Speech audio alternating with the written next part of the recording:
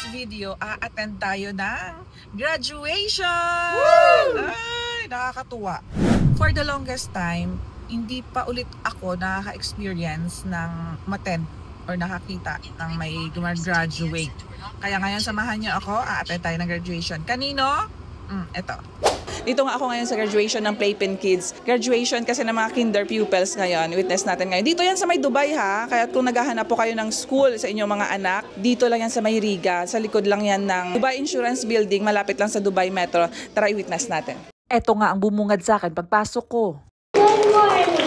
First commencement exercise nga ito ng Playpen, pero tingnan nyo, ang dami ng mga pupils. At nandyan din syempre ang supportive parents nila. Majority ng mga estudyante dito, mga kabayan. Imagine nyo first year pa lang to ng Playpen, pero ang dami ng estudyante. Isa lang ibig sabihin nun, maganda ang system ng pagtuturo nila. Trustworthy. At legit graduation na nga ang daming graduate. Yes, sure ka talagang legit dahil accredited sila ng Department of Education natin sa Pilipinas. Sa ngayon, ang student lang nila ay nursery, KG1 at KJ2. Available din ang online class from grade 1 to 12 saan ka man sa GCC. May babysitting service din sila from 2 to 6 years old na mga bata. Paalala pala na ang Playpen Kids ay hindi affiliated or connected sa ibang school dito sa Dubai. Wait lang, eto nga. Nagtanong nga ako sa ibang mga parents dito kung kumusta experience nila sa Playpen Kids. Panatag ako pag naandun yung anak ko. Linis, maliwalas at secured ako na naaalagaan yung anak ko.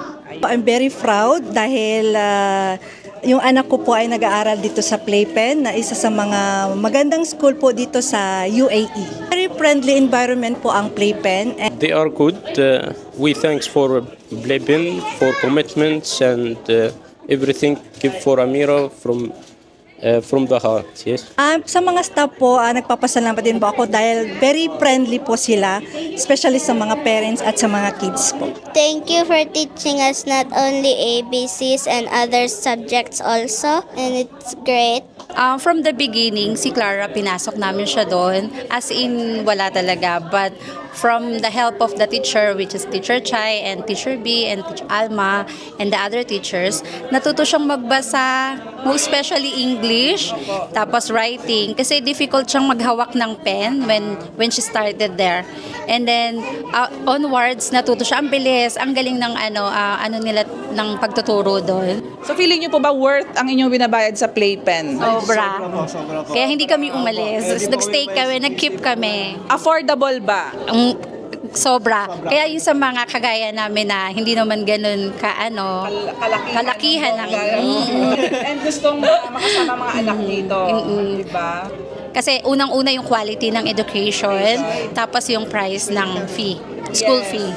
And ito registered ang Playpen sa Department of Education natin sa Philippines, kaya secured ang education ng anak niyo dito. Walang nasasayang. Thank you, teacher, for helping us along.